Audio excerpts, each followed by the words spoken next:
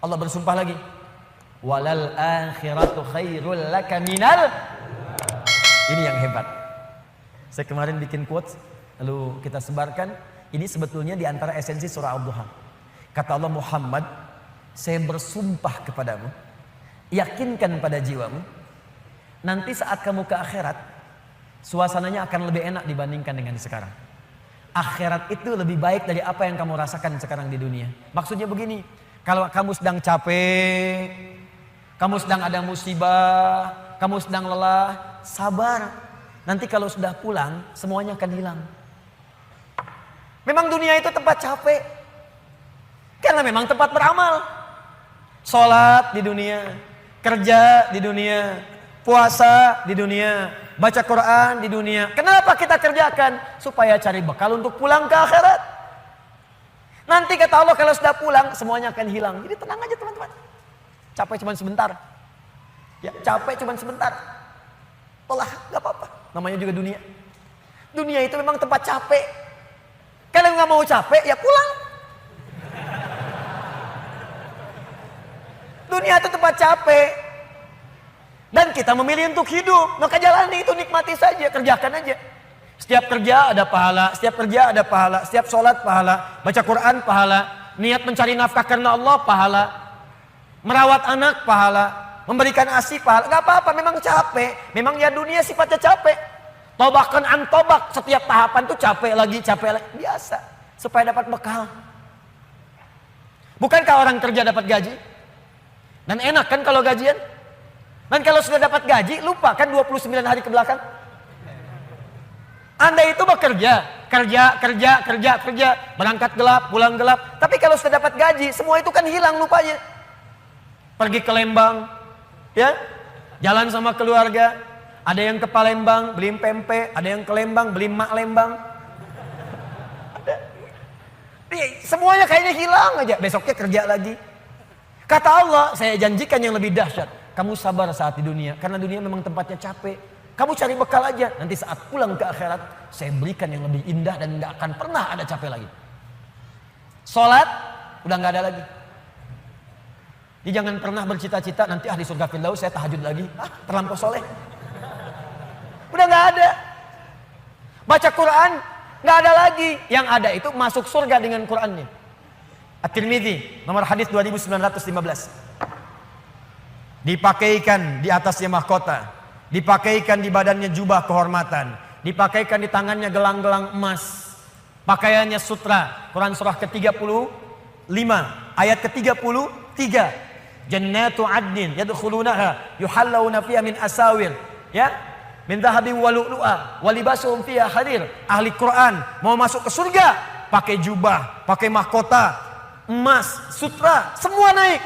Apa yang terjadi? Dimintakan membaca Quran yang dia biasa bacakan saat di dunia. Jadi setiap dia baca naik.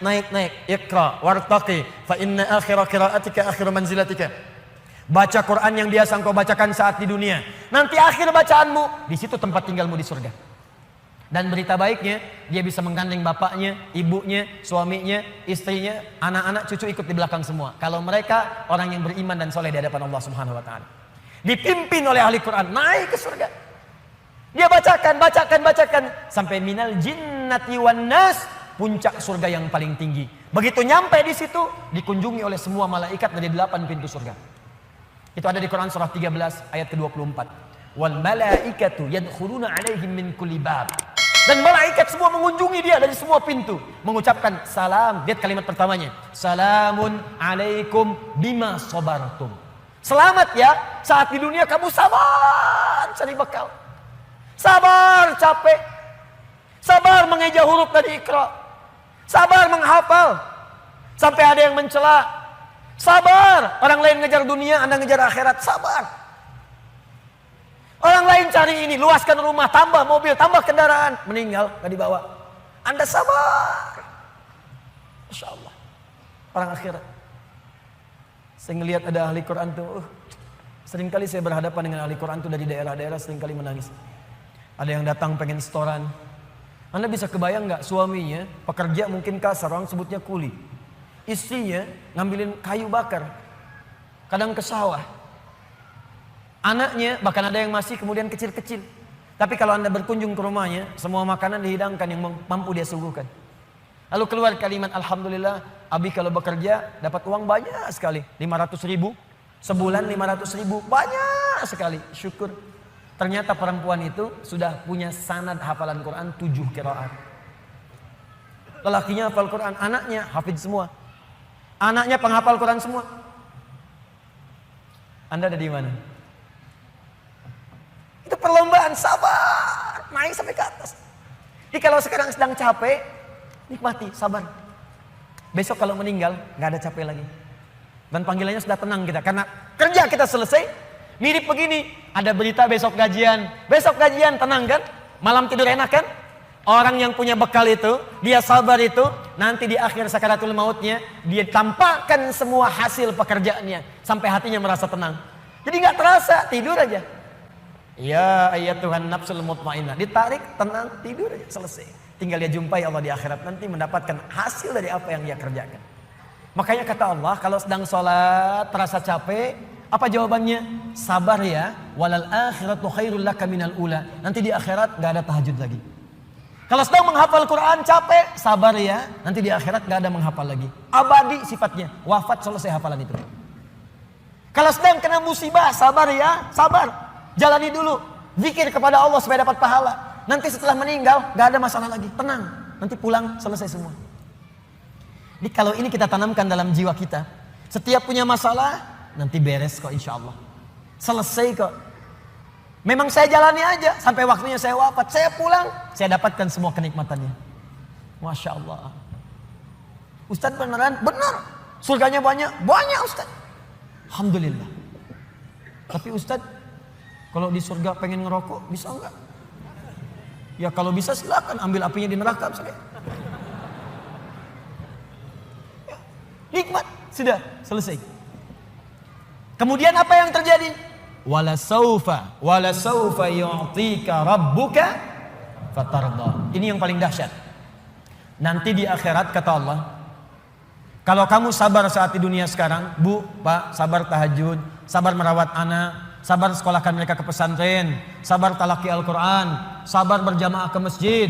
Anda kerja di pemerintahan, kerja jadi pegawai, ada yang berdagang, ada yang bisnis, sabar. Waktunya sholat, waktunya zakat, sabar.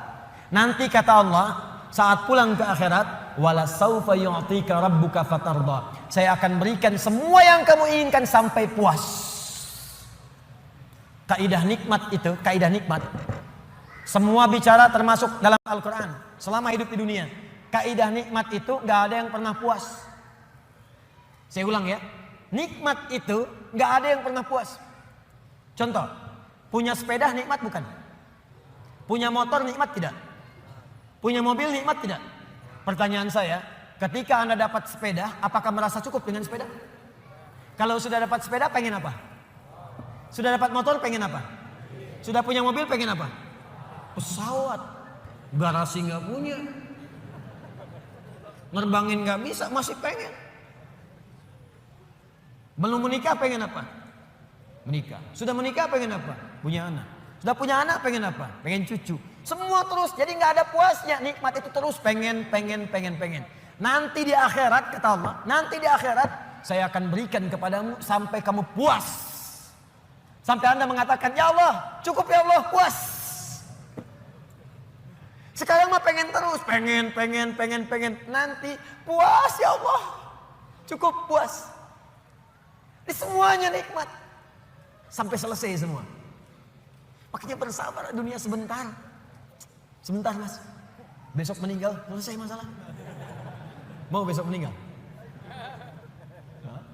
Susah. Sabar.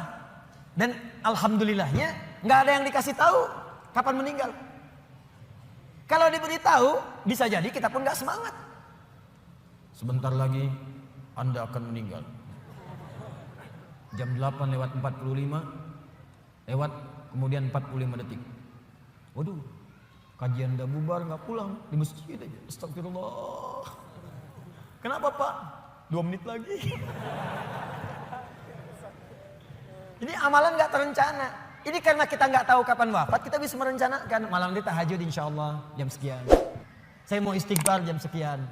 Besok subuh di masjid A, zuhur di masjid B. Punya rencana.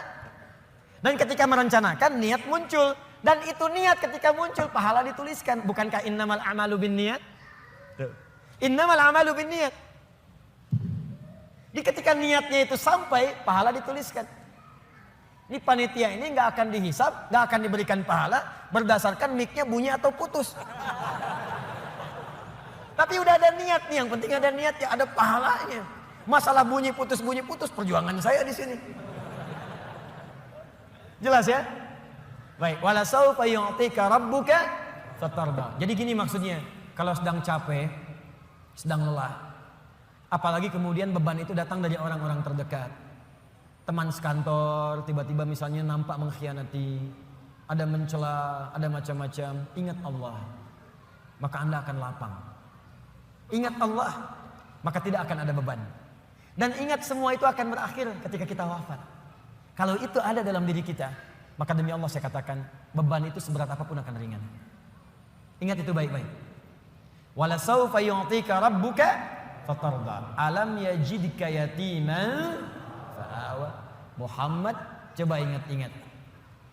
Kamu sekarang gak usah merasakan beban berat. Bukankah dulu pun aku buktikan kepadamu saat engkau yatim, aku kirimkan orang-orang sekitaran untuk bisa memberikan perlindungan kepadamu. Lahir bapak tidak ada ibu. Ibu wafat usia 6 tahun, ada kakek. Kakek wafat usia kemudian Nabi Muhammad 8 tahun, ada paman. Ada semua. Ingat Muhammad SAW. Kalau sedang kamu merasakan beban, ingat senang yang dulu saya berikan. Manhaj yang ketiga. Kalau sedang merasakan kesulitan dalam masalah, kalau masalah ingin cepat diringankan oleh Allah, maka bandingkan masalah itu dengan solusi yang pernah dirasakan sebelumnya. Bandingkan persoalan yang sulit itu dengan kesenangan yang sudah dirasakan sebelumnya. Suami istri sedang punya masalah, malam ini punya persoalan, sampai nggak bicara. Coba duduk dulu baik-baik. Ingat masa-masa senang ke belakang. 15 tahun berumah tangga, masa mau dikalahkan dengan masalah di satu malam? Ingat banyak senangnya atau banyak dukanya. Banyak sukanya, banyak dukanya. Banyak nyamannya, banyak masalahnya. Coba timbang-timbang lagi. Mungkin dengan menghadirkan nostalgia kesenangan itu, yang ini akan terasa ringan. Ma, kenapa malam ini kita mesti cemberut ya? Bukankah kemarin-kemarin kita tertawa? Gara-gara bapak semuanya. Gak apa-apa mah, memang gara-gara papa terima. Tapi mungkin Allah titipkan keburukan di papa itu karena mamah bisa menyempurnakan. Mungkin Allah pilih mamah itu adalah mamah yang bisa membimbing papa lebih baik. Masya Allah. Oh gitu ya pak ya, mama bikin status dulu ya.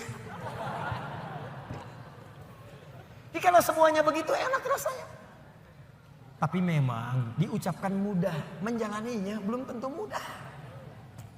Ustadz juga begitu. Ya, makanya jarang sekali ada ustadz ceramah bawa istrinya. Jadi kalau kita punya persoalan yang kecil-kecil sekarang, ingat masa lalu. Bu, Pak. Ya maaf di kantor ada masalah. Masalahnya hari itu. Jangan langsung merasa berat. Ada proyek gak selesai dimarahin sama bos. Anda kerja sudah 10 tahun, dimarahin baru hari itu. Senangnya kan banyak, udah 9 tahun. Masa persoalan sehari mengalahkan persoalan 9 tahun yang senang ke belakang? Kan tidak lucu. Anda gagal satu ujian, 9 mata kuliah lulus semua. Masa harus meratapi diri pada yang satu itu? Selesaikan. Mungkin di situ Allah ingin berikan anugerah supaya Anda paham lebih dalam. Mungkin disitulah kepakaran Anda supaya belajar lebih dalam lagi. Diangkat kemudian karena pakar itu, di masalah itu. Saya dulu itu setiap menghadapi pelajaran-pelajaran bahasa, apalagi balaghah, macam-macam dan sebagainya itu. Di situ perasaan awal pertama sulit saya hadapi. Begitu dihadapi rupanya Allah menginginkan kita lebih fokus pada masalah itu.